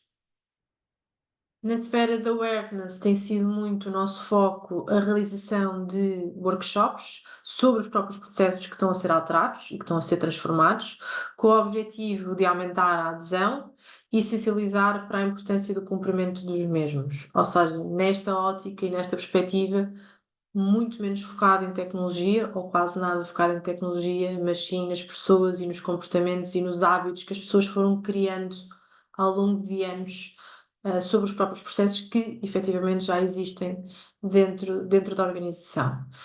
Depois, uma esfera mais de consolidação, mais de materiais que possam ajudar na partilha de informação, na partilha de conhecimento, e uma das iniciativas foi a criação de um toolkit digital para aumentar o know-how sobre os processos, de fácil utilização, muito focado numa utilização diária em que rapidamente a pessoa consegue perceber o que é o processo, quando houver alterações, quais foram as principais alterações do processo, com links para a plataforma diretamente quando tem determinadas atividades e tem o fluxo e percebem onde é que corre o fluxo daquela secção, e também na realização de sessões de formação e follow-up, utilizando aqui metodologias de gamificação, por exemplo. E depois uma última esfera, numa ótica de monitorização, com a criação de um espaço de feedback contínuo, com o objetivo de partilhar informações sobre os processos, trocar experiências, esclarecer dúvidas, dar espaço a que as pessoas disponibilizem sugestões e sugiram melhorias àquilo que está a ser feito, e também a realização de sondagens para recolha de informação, para que depois possamos ver efetivamente para onde é que deve ser a nossa direção e qual deve ser o nosso foco nos projetos seguintes. Mas a realidade é se, sendo um setor tipicamente mais tradicional, se nós estamos preparados para a mudança. A realidade é que esta indústria e o direito em si, e eu falo por mim que já fui advogada, já não sou há muitos anos, mas já o fui, é uma ciência que pouco ou nada se modificou desde o século XIX, independentemente de, obviamente, a regulação ter vindo a evoluir bastante com o RGPD, como é óbvio, agora com o AI Act, por exemplo, na Europa, mas a realidade é que, pela sua essência, os advogados, especialmente, são na maioria resistentes a inovações e questionam tudo, todos os dias. Estão constantemente a questionar tudo, e eu acho que faz parte da natureza de ser advogado, é constante curiosidade e o estar constantemente a questionar tudo. E, portanto, quando estamos a falar de transformação e quando estamos a falar de mudança por si só, isso causa sempre um desconforto, não é? Quando nós dizemos ou referimos temos que mudar alguma coisa, automaticamente do outro lado, aquilo que a pessoa sente é algum desconforto, não é? E causado, e que no caso dos advogados ainda é mais visível, tipicamente. E o foco da VDA, ou um dos focos da VDA, principalmente internamente, tem sido muito desconstruir este desconforto, desconstruir esta aversão à mudança e à transformação, e daí também terem surgido os 2 programas que eu já vos referi aqui e como é que eles foram sendo estruturados, mas também outros programas focados muito mais ainda na inovação e na colaboração, como a VDA Inc. e o Inov Club. E por esse motivo, porque está aqui uma das pessoas responsáveis pela coordenação destes projetos connosco hoje, eu passo a palavra à Muriel para vos falar um bocadinho sobre como é que foi a jornada da VDA nesses programas. Obrigada, Marta. O meu nome é Muriel Faden, eu faço parte da equipa da VDA Inovação e sou também responsável pela área da qualidade e inovação dentro da VDA. Eu queria, antes de mais, agradecer muito e reforçar já o agradecimento feito pela Marta, o convite para esta sessão e também o agradecimento à Pinheiro Neto por partilhar esta sessão connosco. A VDA Inovação existe há cerca de 10 anos, um pouco mais de 10 anos, e tem ao longo dos anos vindo a desenvolver e organizar e dinamizar dentro do escritório uma cultura de inovação e fazemos isso através de uma série de iniciativas. Nós selecionámos estas duas, a VDA Inc. e o Inove Club, porque achámos que eram complementares e que podiam dar um bocadinho a ideia de como é que nós tentamos fazer e promover quer ecossistemas de inovação internos, quer ecossistemas de inovação externos. E peço desculpa, estou a ficar sem voz, mas espero que seja possível falar até ao fim da sessão. A VDA Inc. é a nossa incubadora interna de inovação, em que desenvolvemos projetos internos que são propostos pelos colaboradores da firma. Um bocadinho como a Larissa estava há pouco a referir relativamente às ideias, às dores que podemos resolver e tentar responder, nós aqui criámos um programa, um modelo para desenvolver respostas para essas dores, que podem tanto ser internas como externas. E, portanto, os projetos que são propostos pelos advogados podem visar responder quer a desafios da firma, quer a desafios de clientes. E o objetivo é justamente aumentar a capacidade de inovação da firma e criar aqui um espaço seguro para os advogados e os colaboradores das áreas de gestão poderem inovar, experimentar novas tecnologias, novos modelos de negócio e explorar novos produtos e serviços inovadores. Marta, se não te importares de avançar, por favor. E por isso aquilo que nós tentamos atingir é, por um lado, tentar expandir a capacidade de inovação e de lançamento de novos produtos e serviços no mercado, o desenvolver novas abordagens e modelos de negócio e, por outro lado, também integrar novas tecnologias inovadoras nas soluções jurídicas que são oferecidas aos clientes, obviamente aqui sempre em coordenação com a equipa de tecnologia da firma, com a Marta e com os restantes membros da equipa de tecnologia. Nós temos um modelo que tem vindo a evoluir ao longo do tempo e também, como há pouco a Larissa e a Gabriela estavam a referir, há sempre aqui uma evolução constante e uma tentativa de melhorar aquilo que já fazemos. E isto é o último modelo que temos neste momento. Tenho a certeza que quando lançarmos a próxima ronda da nossa VDA Inovação, vamos querer rever o modelo e querer ir ainda mais longe. Neste momento temos uma primeira fase de pré-incubação, que tem lugar depois dos colaboradores terem apresentado as suas candidaturas, em que aquilo que queremos fazer é, sobretudo, validar que a ideia e a equipa fazem sentido e têm capacidade para desenvolver aquele projeto. Fazemos algumas sessões de aceleração destes projetos e, normalmente, no fim desta fase de aceleração, os projetos estão todos mais ou menos no mesmo estágio de desenvolvimento. Muitas vezes, quando recebemos as candidaturas, isso não acontece e temos projetos com diferentes desenvolvimentos na fase em que nos são apresentados. E depois temos uma fase verdadeiramente de incubação, que são esta fase de desenvolvimento e a fase de validação, em que utilizamos uma série de metodologias, desde o Design Thinking, o Business Model Canvas, para desenvolver um modelo de negócio e validar qual é que é um Product Market Fit, e, portanto, ter a certeza que há procura por aquele produto, que estamos a responder à verdadeira dor do cliente, seja ele interno ou externo. E depois desta fase de incubação, temos então uma fase de lançamento, esta fase de ativação, em que antes disso há uma apresentação ao Conselho de Administração, são selecionados os projetos que naquele momento parecem mais adequados e que são então lançados no mercado. Estas fases têm uma variação entre 5 meses, 4 meses e a última de 3 meses. Nós procuramos, por um lado, ter aqui uma validação do Conselho de Administração desde o início e, portanto, a passagem da fase pré-incubação para a incubação tem uma validação que é feita pelo Conselho de Administração. A meio do processo, tentamos ter aqui um feedback mais alargado e, portanto, é feito um pitch a toda a firma. Fazemos uma sessão no auditório sempre, em que é também feita a divulgação para toda a rede da VDA por Teams, em que convidamos todos os colaboradores a participar e a dar o seu feedback às equipas, seja através de perguntas, seja através também de um questionário que disponibilizamos para poderem dar um feedback, se não quiserem dar oralmente durante a sessão, poderem dar esse feedback por escrito. No fim da fase de validação, há uma apresentação ao Conselho de Administração e há alguns convidados que vêm ao escritório para ajudar a fazer a avaliação destes projetos. E com a ajuda da VDA Inovação é decidido quais são os projetos que devem passar para a fase de ativação, ou pela fase de maturidade destes projetos, pela oportunidade de lançarmos esses serviços no mercado, e tanto não é necessariamente que um projeto é melhor do que outro, pode ser apenas que do ponto de vista estratégico da firma faz mais sentido lançar um determinado projeto num determinado momento, e obviamente os outros ficam em portfólio para serem lançados mais tarde. Marta, se quiseres avançar, por favor. Obrigada.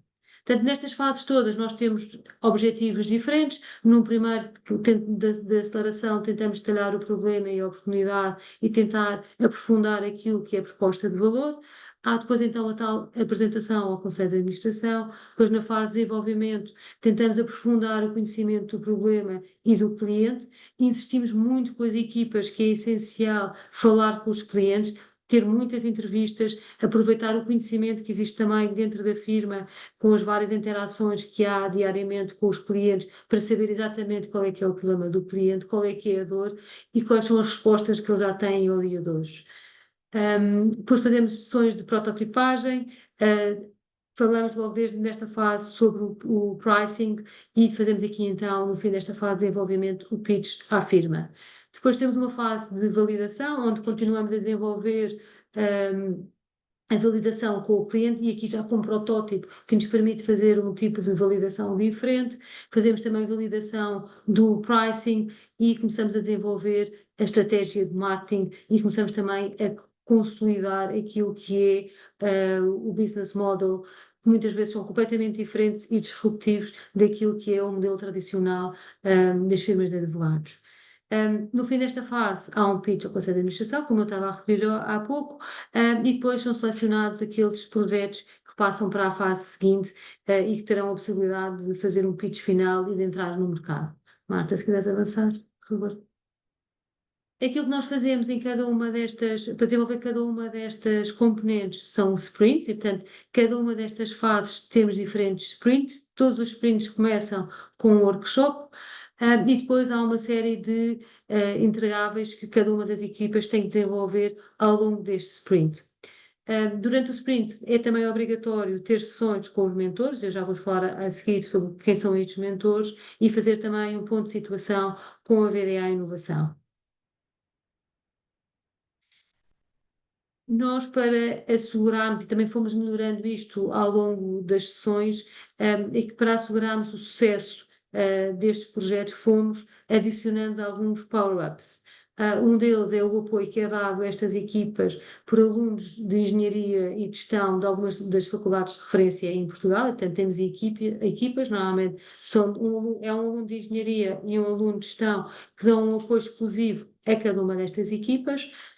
Temos mentores externos, que normalmente são gestores reconhecidos no mercado português e que dão o seu tempo para apoiar estas equipas ao longo do desenvolvimento dos seus projetos. Depois temos uns sponsors internos, que são os sócios da firma, que no fundo acompanham também o desenvolvimento destes projetos, desbloqueiam, por exemplo, os acessos a determinados clientes para se ter feedback, desbloqueiam, por exemplo, um eventual apoio interno ao projeto, e portanto tem aqui um papel muito importante para garantir que o projeto evolui e que continua o seu caminho. E por outro lado damos também a cada uma das equipas um voucher de horas, que é sobretudo importante para os advogados que têm objetivos de horas muito exigentes, e em que permitimos que as horas que eles investem nestes projetos e no desenvolvimento destes projetos de inovação tenham, na verdade, o mesmo tratamento que as horas de trabalho para clientes. E, portanto, isto é um enorme incentivo para os advogados para participarem no programa. Depois temos vindo ao longo do tempo também a desenvolver aqui alguns indicadores e algumas boas práticas para tentar perceber se o programa está a resultar, se está a ter os resultados que esperamos. Portanto, uma delas é, obviamente, tentar perceber se as diferentes componentes do programa estão a correr bem, como é que podemos melhorar. Tentamos perceber também qual é que é o contributo efetivo que os mentores estão a dar e também tentamos fazer isso relativamente aos Junior Buddies. Tentamos perceber se as equipas têm todas as condições de trabalho que precisam para desenvolver os seus trabalhos, se conseguiram ter o apoio de parceiros externos, se estão a conseguir falar com potenciais fornecedores, se precisam de ajuda para identificar fornecedores. Portanto, tentamos dar aqui sempre um apoio às equipas para elas continuarem a desenvolver o seu trabalho e depois também tentamos perceber com as equipas como é que elas estão a avaliar o seu próprio desempenho. E fazemos isto quer através de questionários, quer através de reuniões com as equipas. Marta, se quiseres avançar. Depois também fazemos uma avaliação sobre o impacto destas rondas da VDA Inc., seja através do número das ideias submetidas, números de projetos, aqueles que chegaram ao fim. Vemos também qual foi o envolvimento que conseguimos em termos globais de firma, o número de pessoas, o número de projetos, quantas áreas de prática e de áreas de gestão, o número de pitches que fomos fazendo ao longo do tempo, qual é o tempo médio de duração de cada um destes projetos e depois, quando os projetos efetivamente são lançados, tentamos ver qual é que são as receitas e o retorno que conseguimos ter por cada hora investida nestes projetos. Em termos muito gerais, obviamente, um dos impactos é esta capacidade de lançar serviços jurídicos inovadores no mercado. Temos a capacidade de aumentar a nossa eficiência e rentabilidade, porque alguns destes projetos internos e que estão focados em problemas internos da BDA estão muito focados em questões de eficiência e rentabilidade. Conseguimos fortalecer a colaboração entre diferentes áreas da firma, porque dentro deste universo e dentro deste ecossistema há pessoas de todas as áreas de gestão e de todas as áreas de prática e conseguimos que haja aqui uma enorme colaboração, as pessoas ficam-se a conhecer, sabem o que é que fazem, interessam-se pelos projetos uns dos outros e, portanto, isso permite criar laços de confiança entre as pessoas e isso permite depois também aumentar a colaboração. Pois isto permite também capacitar e desenvolver competências, sobretudo aqui dos advogados, que muitas vezes não têm tanto estas competências de gestão e, portanto, são competências novas que são desenvolvidas. Isto permite, obviamente, também reforçar o posicionamento da VDA no mercado e aumentar também a atratividade da firma, quer junto dos seus atuais colaboradores, quer junto do mercado como um todo. Mudando agora para uma lógica completamente diferente, uma lógica externa, selecionámos também um outro projeto para partilhar convosco, que é o Inove Club. O Inove Club é uma parceria entre a VDA, resulta de uma parceria entre a VDA e a BTI, que é uma consultora de inovação em Portugal, mas que também tem presença no Brasil, nos Estados Unidos e na Bélgica, em que resolvemos lançar um clube de inovação em que organizamos ao longo do ano uma série de atividades que são vocacionadas para os nossos membros, em que tentamos discutir novas ideias e criar justamente aqui um ecossistema externo que envolve empresas dos mais diversos setores. Marta, se quiseres avançar. Portanto, basicamente aquilo que nós tentamos fazer é explorar novas ideias e fazemos isso através do convite de oradores externos que vêm partilhar connosco ou a sua experiência em empresas muito inovadoras, ou vêm falar de um tema muito específico, como por exemplo a inteligência artificial, ou vêm falar, são consultores e vêm falar sobre os desafios da inovação.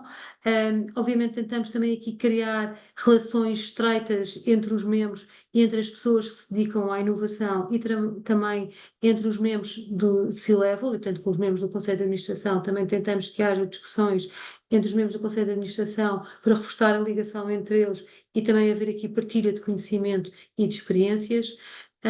E tentamos também que haja aqui, obviamente, um ambiente em que seja possível aprender e crescer rapidamente.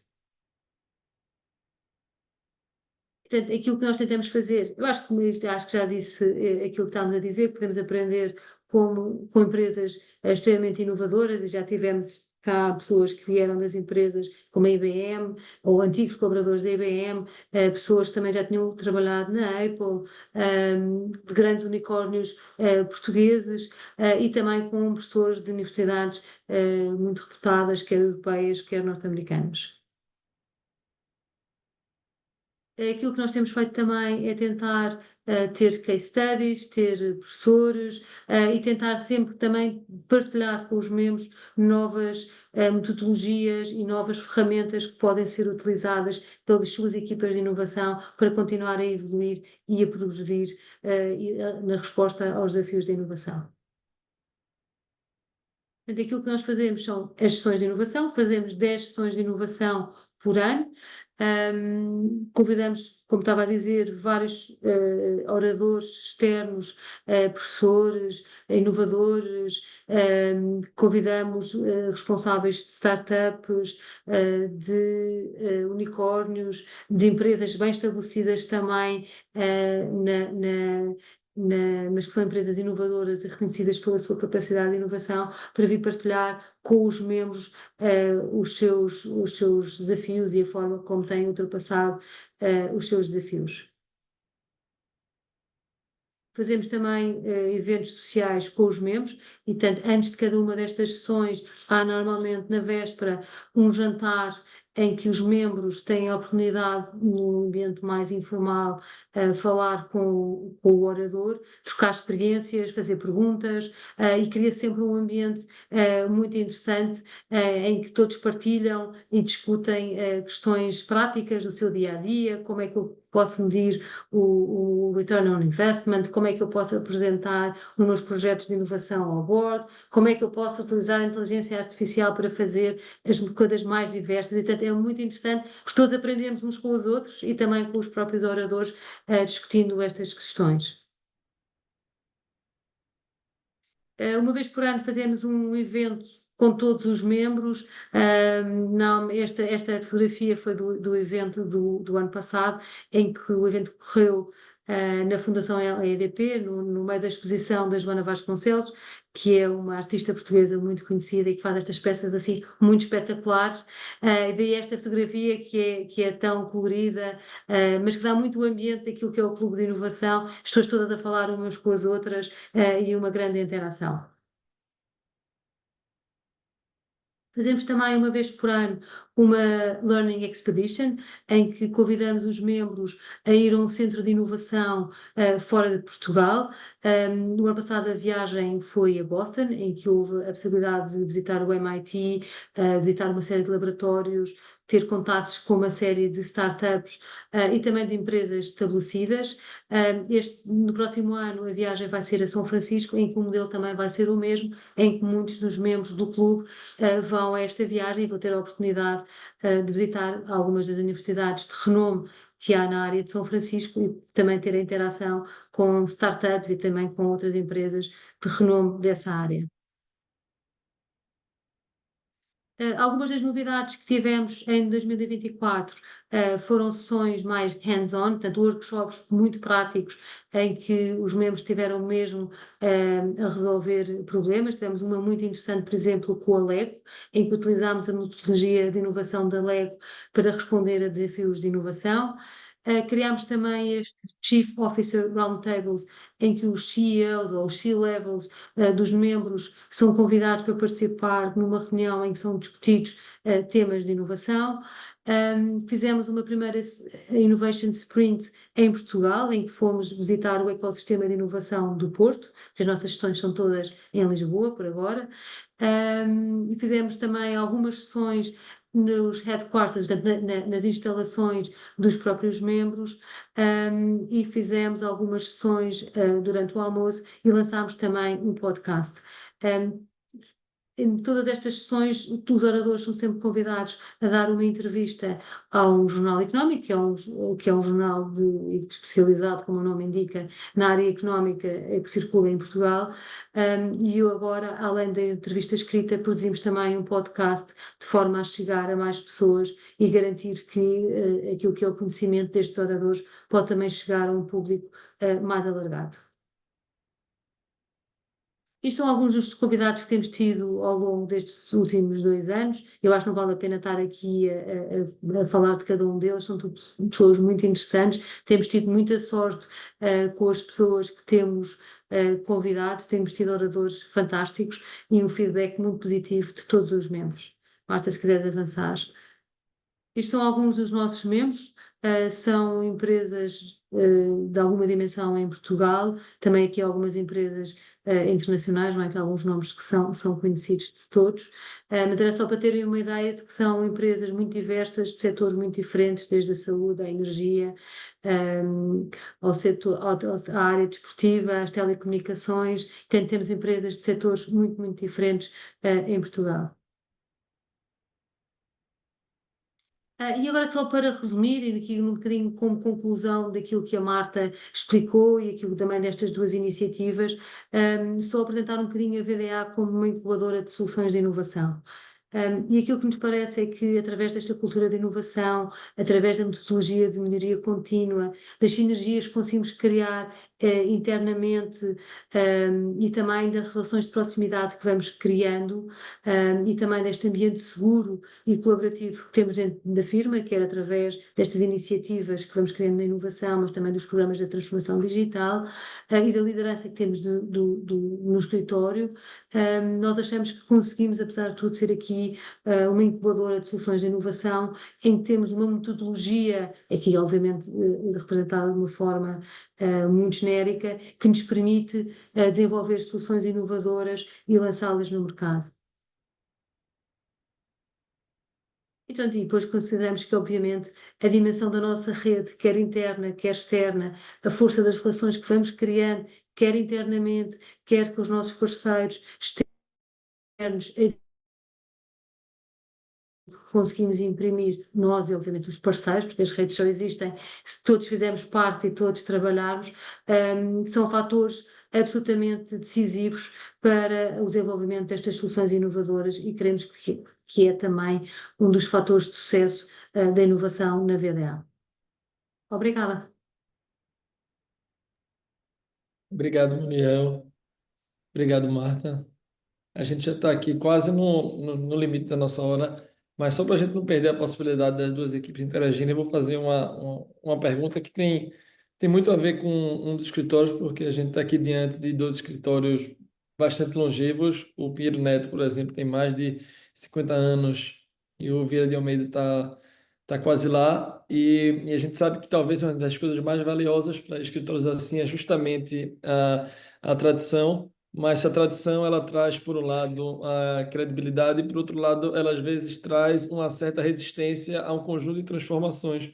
Quando a gente vê, por exemplo, inclusive, uma das vantagens que as startups têm é pelo fato de serem novas e, por isso, poderem mais correr risco, ser mais fáceis de implementar processos chamados disruptivos. Mas quando a gente olha os programas que vocês implementaram em cada um dos escritórios, dá para perceber que, comparado ao que existia antes, ele realmente instaura um conjunto de práticas que não eram realizadas até então, e isso obviamente me faz pensar em que medida isso enfrentou muita resistência interna até conseguir de fato ser implementado. Ou pelo contrário, se digamos um andar da carruagem da realidade já era tão grande que as pessoas acabaram sendo mais flexíveis a essa transformação do que seria imaginado de antemão. Acho que o Piero Neto pode começar. Tá bom. Então, falando um pouco de resistência, né? Eu acredito que sempre quando você tem uma estrutura que ela vem funcionando muito bem, e você traz novos projetos, sempre há essa resistência de alguma parte, né? E não é injustificada, né? São receios. Então, eu falei do programa de aceleração, mas eu poderia falar aqui quando a gente decidiu abrir o escritório em Palo Alto. Também foi dentro desse contexto de tradição e inovação do Pinheiro Neto. Nós havíamos entendido naquele momento que era importante mostrar o nosso compromisso com aquela região do Vale do Silício, que onde estavam nossos principais clientes de tecnologia ali, né? E surgem os questionamentos, né? Por quê? O que vocês vão fazer?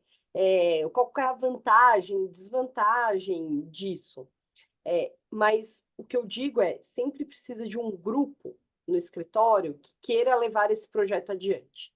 Porque os projetos, eles necessitam de tempo, de maturação, de esforço, dedicação de horas, eventualmente, igual esse de Palo Alto, exigiu também serviços jurídicos de terceiro, né? Então, a gente teve que falar com advogado de imigração nos Estados Unidos, questões fiscais, a gente teve que fisicamente procurar um lugar. Então, nós fomos os próprios corretores de imóvel e fomos procurar um lugar. A gente pegou um avião e foi lá onde que seria a melhor cidade, onde que seria a melhor região. Então, no fundo, você precisa de um grupo que esteja muito alinhado e consiga ver aquele objetivo e batalhe por isso. E nada mais é do que uma startup faz, porque a startup, no final do dia, ela tem uma ideia, ela tem um modelo, ela acredita naquele modelo e ela enfrenta desafios para colocar aquele modelo. Eventualmente, uma parte ou outra pode não ser um sucesso, ter que dar um passo para trás, né? Que eles falam de pivotar, repensar, e isso dá muito certo quando tem esse grupo que quer desenvolver algo novo dentro do escritório. E uma coisa que me chamou a atenção aqui quando a gente fez o escritório de Palo Alto foi porque era um grupo, além de multidisciplinar, então tinha gente de M&A, de tributário, de tecnologia, de litígios. Além disso, era um grupo que a própria diferença de idade era grande. Então, eu estava lá, eu nem sócia era naquela época, e tinham sócios de 30, 40 anos do escritório, e a gente conseguiu formar esse grupo. Então, isso ajuda, porque traz experiência, traz empolgação do iniciante, isso ajuda muito a ir enfrentando os desafios de eventuais resistências. No caso da BDA, eu acho que nós temos exatamente a mesma experiência, e eu acho que é verdade, mas acho que é verdade nos escritórios de advogados, como é verdade, diria eu, na maior parte das organizações. Eu acho que adicionalmente nós temos tido a sorte de ter também lideranças que elas próprias são irrequietas e querem sempre, mais no bom sentido, não é? De quererem sempre desafiar e fazer coisas diferentes e levar o escritório mais longe, que é o exemplo quer do João Vieira de Almeida, quer agora da Paula Gomes Freire. E, portanto, eu acho que, obviamente, há resistência, e eu acho que essa resistência existe, mas, ao mesmo tempo, nós temos tido a sorte de ter lideranças que também apoiam muito as iniciativas que nós estamos a levar a cabo, o que é absolutamente essencial para o seu sucesso. Mas, obviamente, que a resistência existe, mesmo com o apoio da liderança do escritório. Ótimo, obrigado. Queria agora, para fechar o nosso conto, agradecer novamente a equipe do Pinheiro Neto e do VDA por ter partilhado aqui conosco essas experiências. Não tenho dúvida que, seja para escritórios de grande, médio ou pequeno porte, escutar a experiência de vocês é inspiradora e transformadora. Agradecer pela parceria, os encontros que fizemos de antemão para conseguir ajustar o assunto. A gente tinha, inclusive, chegado com a proposta de ser um modelo um pouco diferente, e a partir das conversas a gente viu que desse jeito funcionaria melhor e, de fato, funcionou muito bem. Então, queria agradecer em nome da Câmara e só abrir para vocês fazerem as considerações finais antes da gente encerrar. Então, vou começar aqui, vou puxar aqui. Agradeço à Câmara, a todos que nos assistiram, ao Vieira de Almeida, que, como eu falei, a gente sempre também fica de olho, igual outros estão olhando a nossa experiência, eu sempre fico de olho no Vieira de Almeida, o que eles estão fazendo de novo, porque sempre tem coisas interessantes. E eu acho que, como advogados, né, a palavra final é, como advogados, a gente abrir as nossas cabeças para novos modelos de negócio, para como a gente pode deixar a nossa atividade mais eficiente e atender melhor o nosso cliente e ter em todas as esferas de clientes, né? Desde aqueles que estão começando seus modelos de negócio até os mais tradicionais.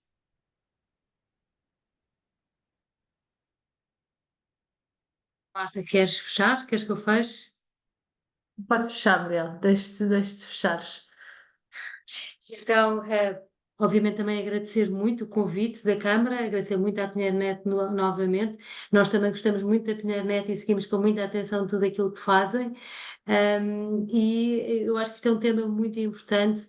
É muito bom poder haver esta interação entre Portugal e o Brasil, podemos trocar experiências e podemos ser úteis também, quer para as firmas portuguesas e brasileiras, e portanto foi um enorme prazer participar neste programa e poder contribuir para o seu sucesso. Então é isso. Obrigado a todos. Espero que a gente possa, daqui para frente, fazer mais experiências como essa juntos. Até mais. Obrigada. Obrigada. Tchau. Tchau, tchau, até mais.